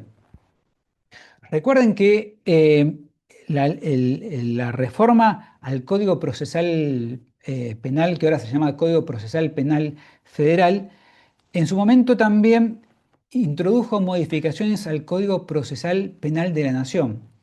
Dentro de esas modificaciones se incorporó dos métodos, al menos dos métodos de extinción de la acción penal que eran novedosos. Uno era la reparación integral como método de extinción de la acción penal y otro es la mediación, ¿sí? Con la víctima como otro de los métodos. En ese momento, esa reforma al Código de Procedimiento lo que generó es que muchas jurisdicciones se opusieron, ¿sí? a esta forma. Muchos de los ministerios públicos fiscales provinciales se opusieron a esta forma de extinción de la acción penal porque consideraban de que no formaba parte del derecho de fondo, sino que son normas de carácter de procedimiento, ¿sí? Y quienes tienen la facultad de legislar en materia procesal son las provincias. Es una materia no delegada, ¿sí? a la nación, la regulación procesal, los códigos procesales, ¿sí? En cada una de estas materias. Entonces, la gran discusión cuando se incorporaron estos métodos de extinción de la acción penal es qué facultad tenía el legislador, ¿sí? nacional para regularlo. Y ahí, bueno, en ese momento hubo varios artículos de doctrina muy importantes. Hay un artículo que yo rescato y que se puede ver muy bien marcados los dos argumentos. Eh, Uno es la opinión del profesor Mayer, que él lo que sostiene es que el derecho penal regula también la vida de la persecución penal, es decir, que es parte del derecho sustantivo, del derecho de fondo, establecer que no puede proseguir la acción, por ejemplo, por la muerte del imputado, después por la prescripción, ¿sí? O, por ejemplo, cuando el poder legislativo regula una ley de amnistía. Entonces, él entiende, ¿sí? Eh, que toda norma, ¿sí? tendiente a determinar la finalización de la acción penal forma parte del derecho de fondo y que por lo tanto estas regulaciones en materia de extinción de la acción penal son aplicables a las jurisdicciones provinciales. En la otra punta, por ejemplo, está el doctor Binder, en donde lo que él dice es que si se ha aceptado que deben ser las mismas provincias quienes deben organizar el proceso, es razonable también que ellas organicen el poder requirente. Entonces, si la acción está vinculada al poder requirente de los ciudadanos, es lógico que cada provincia es la que debe establecer las condiciones que llevan a poner en marcha los órganos de persecución. Es decir, tiene obviamente una visión totalmente procesalista, ¿sí? Y considera de que la extinción de la acción penal es parte, ¿sí? del proceso y no del fondo. En este sentido, eh, eh, Esferco, ¿sí? Los doctores Esfercos y Díaz Ortiz, ellos lo que sostienen es que si las provincias tienen la potestad de crear tributos, entonces también tienen la potestad de regular su incumplimiento y su persecución penal. Entonces, en la misma línea, ¿no? Entonces, ellos consideran de que estas cláusulas dentro de la ley especial, ¿sí? Son cláusulas de orden procesal y no le son aplicables a las provincias. Tengamos en cuenta que una de esas cláusulas, ¿sí? de extinción de la acción tiene que ver también con la prescripción, porque una de las reformas de la ley 27799 es que la acción penal no puede proseguir cuando estén prescriptas las facultades de los organismos recaudadores, vinculado a lo que había expuesto María Inés recién. Entonces, hay un cambio significativo en materia de prescripción penal, porque hasta antes de esta modificación, el hecho de que la obligación tributaria esté prescripta no impedía que sea perseguida, ¿sí?, la acción penal por el delito cometido por la evasión de ese tributo. Esta modificación ata, ¿sí?, a la prescripción penal, a la prescripción, ¿sí?, administrativa. Entonces, si nosotros sostenemos de que los métodos de extinción de la acción son parte de las normas sustanciales, normas de fondo, estaría justificada su aplicación, ¿sí?, obligatoria también a las jurisdicciones provinciales. Quienes sostienen de que son normas de carácter procesal van a sostener todo lo contrario. Ahora, sí lo que es cierto, o por lo menos lo que no es discutido, y que creo que hay eh, una interpretación no tan conflictiva, es que hay ciertas cláusulas que son de carácter administrativo y que de eso no hay muchas dudas. Por ejemplo, la dispensa de iniciar la acción penal. En cuanto a la dispensa, el artículo 19, ¿sí?, tiene otros supuestos de dispensa, aparte del que comenté yo recién, que es por el pago. Y, por ejemplo, hay dispensa de iniciar la acción penal. Esto se discutió o se habló mucho cuando fue la reforma de la 27430, ¿sí?, que incorporó las dos primeras, ¿sí?, de estas causales, que son bastante redundantes, ¿no? Porque una de las causales es a la ausencia manifiesta de conducta punible. Obviamente que digo, esto significa que no hay delito, no es necesario que una ley me diga que hay una dispensa de iniciar una acción penal cuando no hay delito. Esto lo que se traduce, lo que reconfirma, es que estas son normas de carácter administrativo que tratan de darle un marco regulatorio al funcionario para darle la tranquilidad necesaria para firmar un acto administrativo que justifique no presentar, ¿sí?, una denuncia penal. Obviamente el ajuste basado en presunciones, esto hay infinidad de jurisprudencia que establecen que las presunciones no son, ¿sí?, o no pueden, ¿sí?, ser la base para la aplicación de una figura delictiva. El tema de haber presentado una nota vectorizando cuál es la conducta llevada a cabo por el contribuyente al momento de presentar la declaración jurada, eh, la rectificación, ¿sí?, de las declaraciones o presentación de las declaraciones juradas antes del inicio de fiscalización. Digo, son todas situaciones que no están dirigidas al contribuyente, están dirigidas al funcionario. Entonces, ¿puede, sí, el legislador nacional obligar al funcionario provincial a no presentar una denuncia penal bajo el artículo 19 del régimen penal tributario? Y en mi opinión, ahora creo que esta cláusula, digo, carece, ¿sí?, de la fuerza necesaria para ser considerada un derecho de fondo. Y esto fue ratificado hace muy poquito, el 7 de mayo, hay un fallo el Juzgado Penal Económico número 5, en una de las tantas causas que hoy hay dando vuelta, ¿sí?, contra la AFA. En esta causa, el juez, el doctor Amarante, lo que analizó fue la siguiente situación.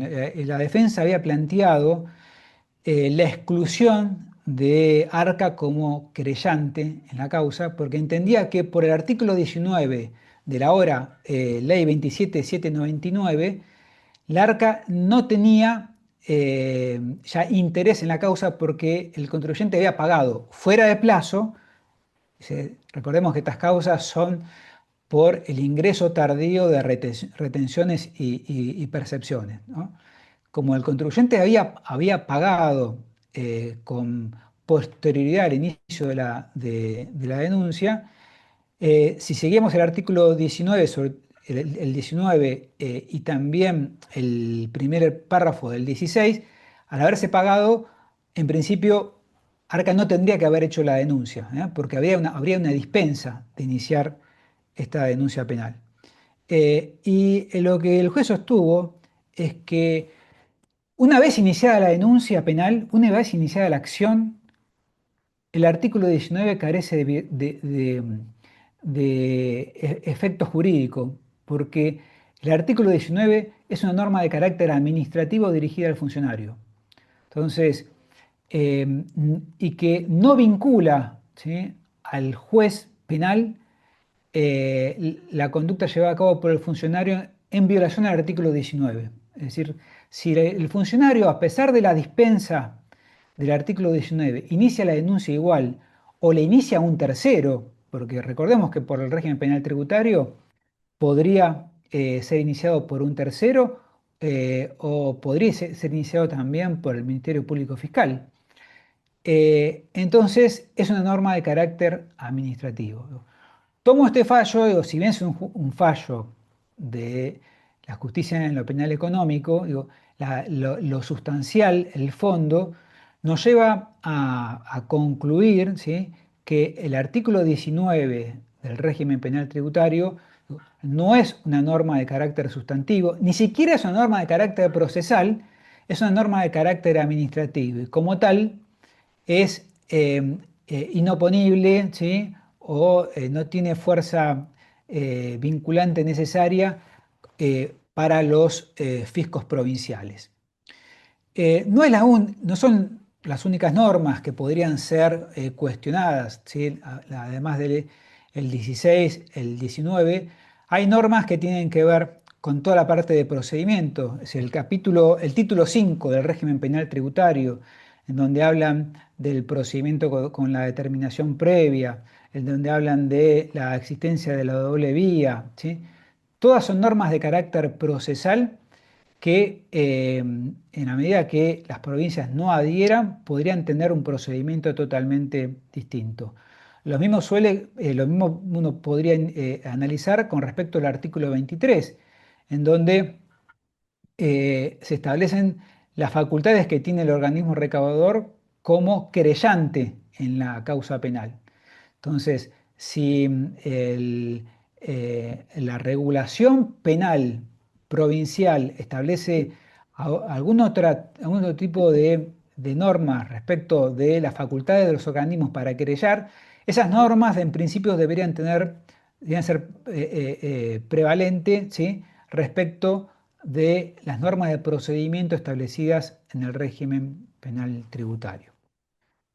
Este es un principio la primera aproximación, ¿sí?, a que nos lleva este tema. Creo que son los tres temas están totalmente vinculados y tiene que ver con esto. Digo, ¿hasta dónde, ¿sí?, esta legislación federal puede, por un lado, obligar a los tributos, a los fiscos provinciales, ¿sí?, a atarse, ¿sí?, a este régimen? Y cuando no, en realidad digo, tendrían todas las facultades tendrían las manos libres como para poder actuar de otra manera. Así que bueno, también me quedo a la espera de las preguntas respecto a esto. Hola, sí, pero ya creo que esta es la última charla. Esti- Estimados, les pedimos que por favor pasen las preguntas al chat. Hay preguntas, Gastón, te las fui adelantando por chat. Primero vamos a darle lugar a que María Inés pueda responder algunos de los comentarios que motivaron su charla.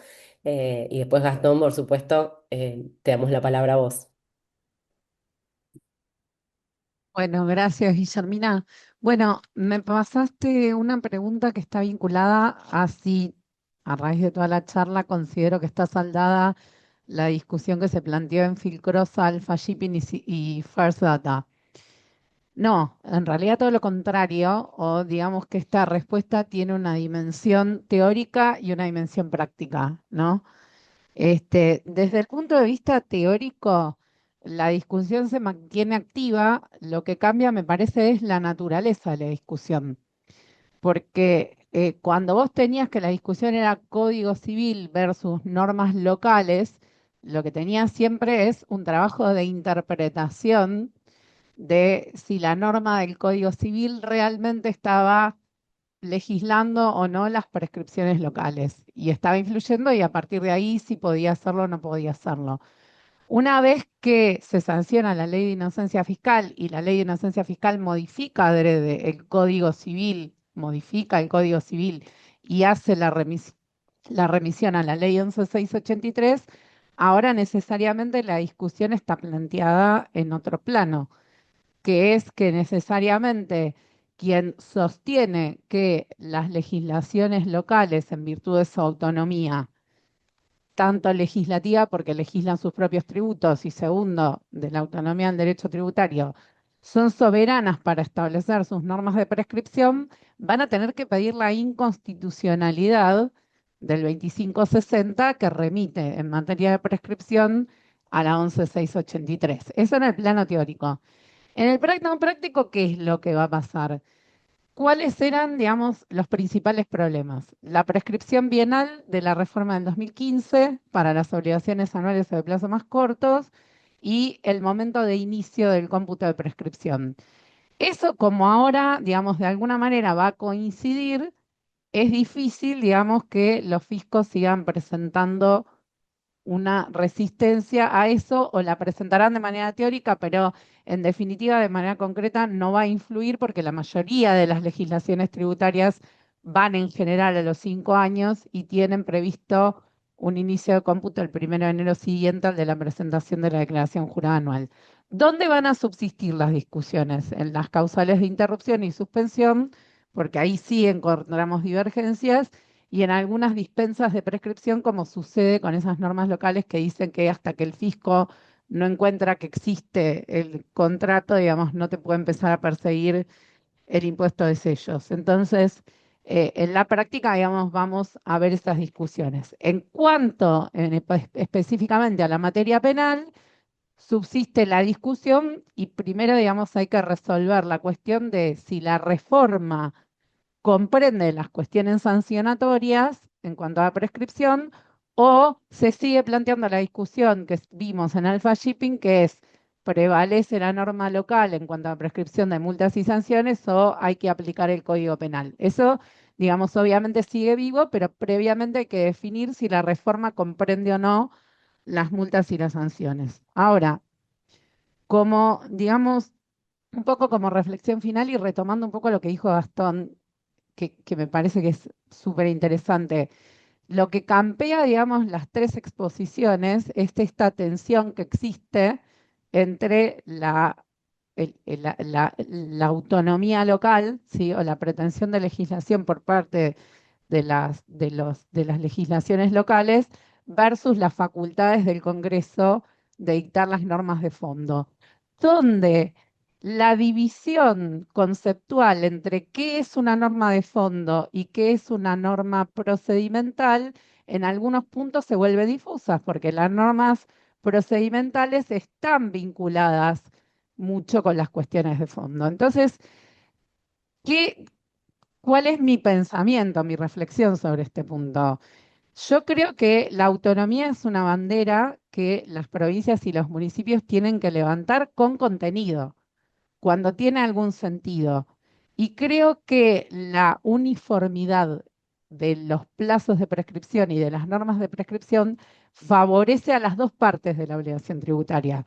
Favorece al inspector y favorece al contribuyente. No se puede convivir con tantas normas de prescripción tan diferentes.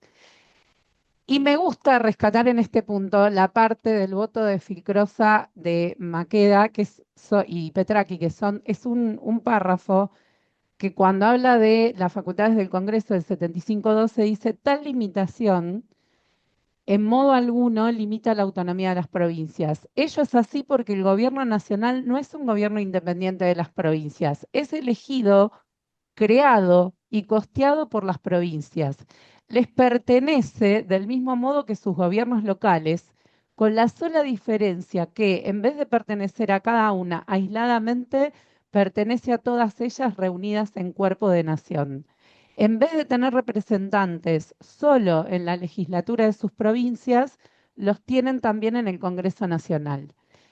Esto condensa, digamos, el pensamiento. La autonomía hay que sostenerla con contenido, no hay que sostenerla solamente para discutir entre nación y provincia, discutir entre facultades locales y facultades nacionales y restablecer si el juez o los jueces o quienes interpretan las normas son centralistas o no. En lo que se pueda hay que uniformar, sea con adhesión, sea con norma nacional, sea con código de fondo. ¿Por qué? Porque la uniformidad favorece la seguridad jurídica. Y en lo que no se puede, como vimos, con la prescripción abreviada, con características muy propias de los tributos locales, que son incompatibles, hay que hacer prevalecer a las autonomías locales. Gracias. Muy Bueno, bueno, claro. Muchísimas gracias. adhiero totalmente a lo que dice Marinés. Digo, las dos preguntas que estaban en el chat están vinculadas a esto.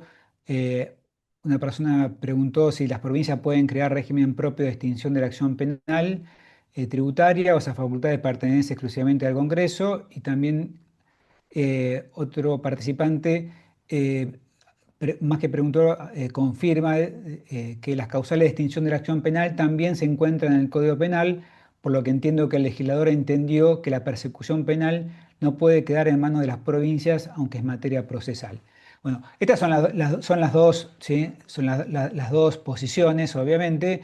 Están quienes dicen o quienes sostienen que las provincias pueden crear sus propios métodos de extinción de la acción, y quienes consideran que no. De hecho, en uno de los comentarios de Binder, que es el procesalista, que considera que cada provincia está facultada para crear sus propios, ¿sí?, métodos de extinción de la acción, la crítica que se le hace es que crea una desigualdad, como recién lo comentaba Iván Marínez, de que depende en qué jurisdicción estoy, el mismo delito podría ser tratado distinto en función de la legislación provincial, ¿sí?, que me toca.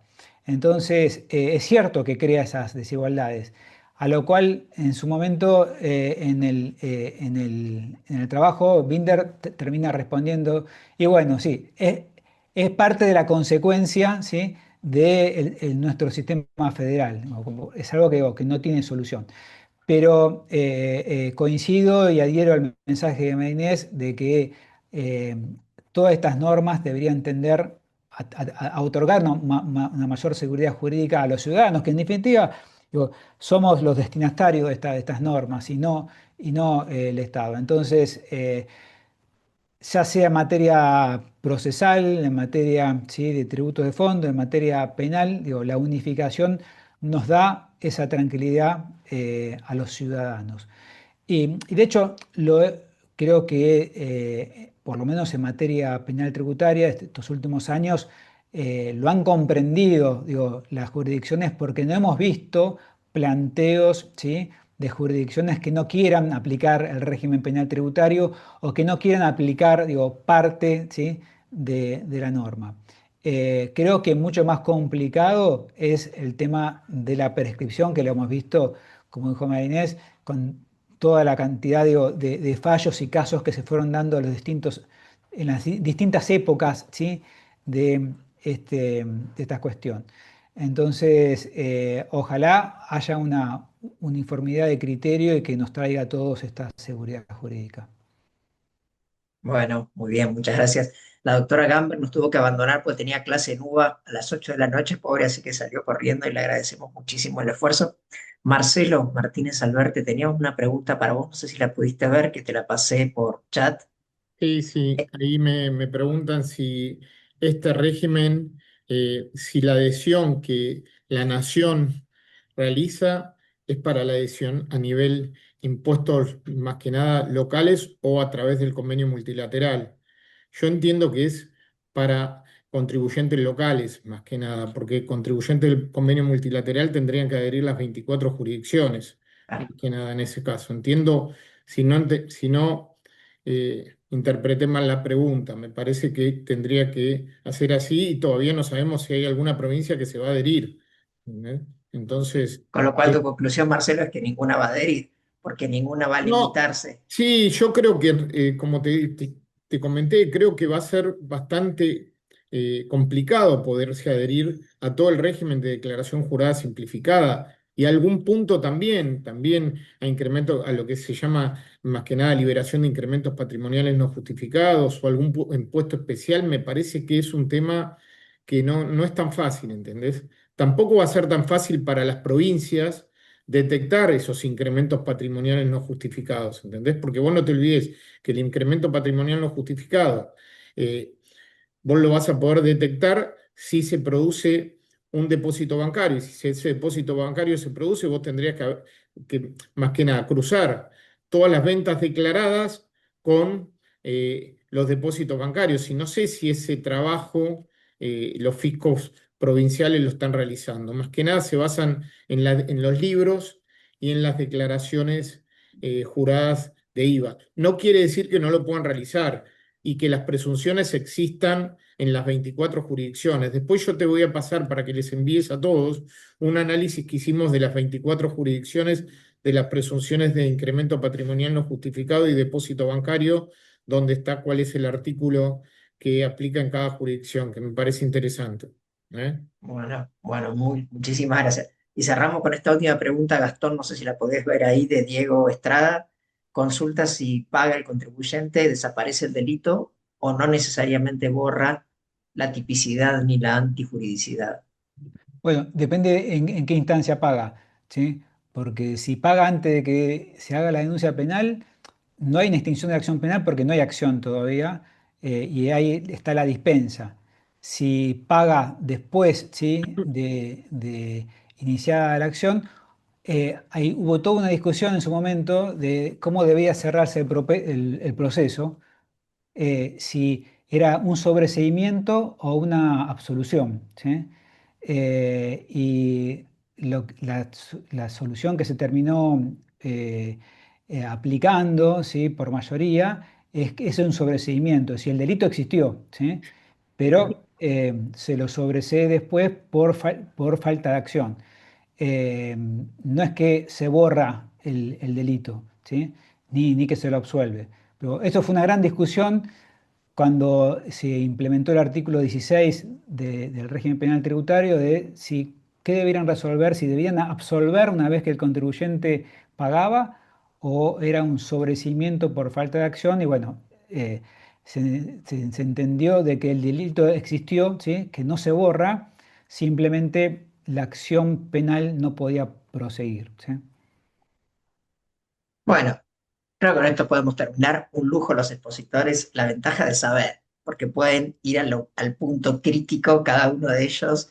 Y fue un placer escucharlos y también haber compartido con todos los asistentes. Muchísimas gracias y los esperamos dentro de 2 meses para la próxima reunión de locales, que tenemos un montón de temas y vamos a ver para dónde nos enfocamos. Bueno, buenas noches para Gracias todos. Muchas para Muchas los gracias, Chao, gracias. Pablo. muchas Pablo, gracias, gracias. saludos, Gracias. gracias Gracias, a todos. gracias. Bueno, nos quedaron 1000 dudas a los 3 expositores, pero haremos otra reunión, supongo, sobre el tema. Mil gracias. Gracias.